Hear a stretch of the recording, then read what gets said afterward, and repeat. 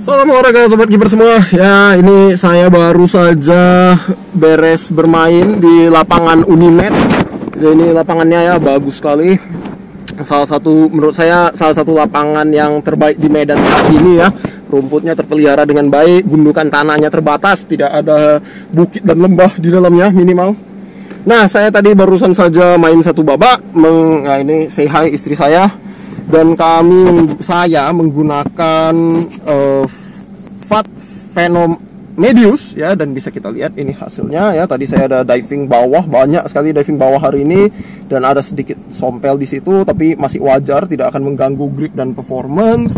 Di bagian fingertip masih bersih. Nah, yang saya bingung juga cuma ini satu ya, curiganya sih tadi karena ada sekali selonjor ke bawah dan kena rumput ya, tapi di luar itu bagus ya. Kita bisa lihat pori-porinya sudah kebuka ya. Di fingertip ada abrasi dikit, tapi saya rasa wajar karena tadi saya mesti melakukan 8 save kira-kira ya. Itu komen pertama saya mengenai sarung tangan ini ya. Kita lihatlah nanti di kesimpulannya. Sampai jumpa.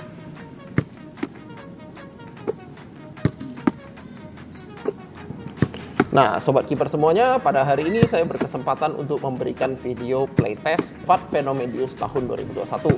Fat Phenomedius ini merupakan seri terakhir dari Fat Phenom ya. Artinya setelah ini Fat sendiri akan mengeluarkan sarung tangan dari seri yang berbeda, bukan lagi Fat Phenom Altus dan Fat Phenomedius ya.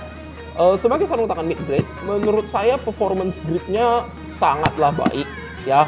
Dalam artian kalau saya bandingkan dengan sarung tangan top grade sekalipun, sarung tangan Fat Phenomedius ini hanya kalah sedikit ya. Tentu performance grip tersebut mesti kita apresiasi ya, mengingat perbedaan harganya yang cukup signifikan ya. Fat Phenomedius ini 365.000, sedangkan sarung tangan top grade biasanya di atas 500.000 ya. Nah, dari playtest ini sendiri saya mendapati bahwa sangat tidak sulit untuk melakukan tangkapan-tangkapan, terutama jika bolanya datang di daerah sekitar kiper ya.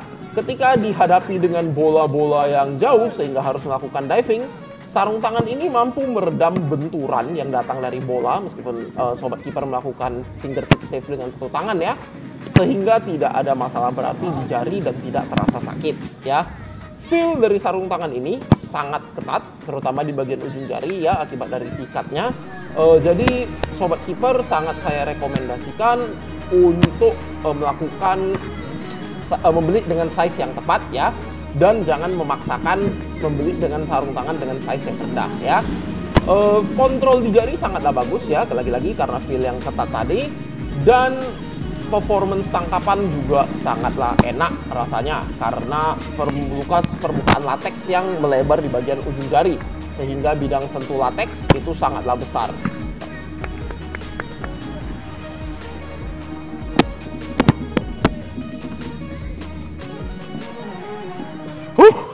Salam olahraga sobat kiper semua. Jadi hasil video playtestnya ya, jadi perlu kita ingat, saya menggunakan ini untuk 2 match dan juga 3 sesi latihan. Jadi dari segi sesi latihan cukup berat, tapi jumlah match itu sendiri 2. Nah, menurut saya Fat Phenomedius ini dari segi gripnya itu sangat memadai untuk sarung tangan match atau sarung tangan tanding. Jadi meskipun dia sarung tangan mid grade, dia masih sangat bagus dan bisa gripnya itu layak digunakan untuk sarung tangan match. Jadi tidak seperti sarung tangan mid grade yang beberapa yang gripnya kurang baik ya. Ini gripnya menurut saya cukup baik. Namun gripnya itu datang dengan harga. Harganya itu adalah tingkat abrasi yang menurut saya relatif tinggi ya. Jadi ternyata tikatnya itu meskipun memberikan bidang permukaan yang sangat baik dan menghasilkan grip yang sangat baik, meskipun ini sebenarnya lateksnya lateks mid grade ya, kok saya tidak salah new basic lateks grade lateksnya itu benar-benar sarung tangan level mid grade ya, cuma sedikit di atas super soft latex ya. Tapi gara-gara tikatnya yang memberikan luas permukaan sentuh yang sangat bagus, dia memiliki performance grip yang baik. Namun performance grip itu seperti yang tadi saya bilang datang dengan harga durability yang turun. Kita bisa lihat tingkat abrasinya tergolong lumayan ya. Di sini juga Nah ini juga aneh karena biasanya di ujung jari, benar ya, tapi di sini bahkan di mendekati pangkal jari bisa ada abrasi, dan di jempol juga tingkatnya relatif tinggi. Kalau untuk bagian sini saya rasa tidak ada masalah karena memang kalau kamu jadi kiper ngelakuin low dive pasti bagian sini bisa bergesekan ya, dan apa sih namanya nih, abrasion zone-nya memang tidak terlalu besar ya, jadinya menurut saya memang wajar bagian telapak tangan bagian bawah sini masih terkena abrasi ya. Namun mekanisme abrasinya yang paling sering itu adalah seperti ini. Jadi kebetulan sekali ada satu yang belum terkopek di bagian sini ya. Saya perhatikan jika bola sobat kiper tidak bulat sempurna atau kebetulan sedang terikat dengan kerikil atau pasir ya, dan bolanya ada spin, dia sangat berpotensi untuk menghasilkan abrasi seperti ini ya. Dan lama-kelamaan akan membengkak seperti ini abrasinya ya. Namun sedikit berbeda dengan Jonas ya yang langsung terkopek lebih besar, dia begitu terkopek sedikit akan pelan-pelan terkelupas. Jadi tidak langsung semuanya sekaligus satu bongkahan ya. Jadi dari segi durability latex masih sedikit lebih baik. Namun untuk mid grade menurut saya durability-nya tergolong yang pas-pasan ya. Karena kalau saya beli sarung tangan mid grade, ekspektasi saya harusnya dia lebih awet sedikit daripada top grade ya. Karena kalau top grade itu biasanya yang buat awet itu karena kita sayang pakai, bukan karena glove-nya sendiri awet gitu ya.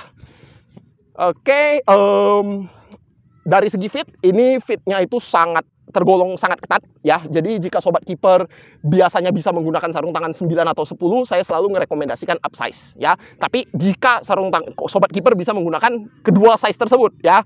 Jika sobat kiper selama ini nyamannya dengan 9, ya teruskan saja 9, tidak ada masalah. Kalau 10 itu selalu kebesaran, jangan paksakan menggunakan upsize ke 10 ya. Karena dari segi ujung jari sebenarnya lihat, dia tergolong pas-pasan ya. Saya menggunakan size 10, size natural saya, dan di bagian ujung jarinya memang sedikit saja di sini, dan di samping juga sangat sedikit ya, tidak jadi tergolong ketat. Menurut saya sobat kiper cuma perlu upsize kalau tangan sobat kiper itu di zona perbatasan ya, misalnya 9,5. Jadi sobat kiper selama ini bisa nyaman pakai 9 atau 10. Kalau itu saran saya naik ke atas, jangan ke bawah. Dan saya juga ada mendengarkan informasi dari follower saya yang menyatakan bahwa dia juga menemui problem yang sama dengan abrasinya ya. Jadi kelihatannya problem abrasi ini tidak hanya dijumpai oleh saya saja ya. Tapi overall ini masih sarung tangan yang sangat baik ya, dan bersaing di harga 365.000 sama seperti PGS Pro, dan sekarang sudah ada Beetle Sport Fly One ya. Itu saja dari saya sobat kiper. Salam olahraga, sampai jumpa.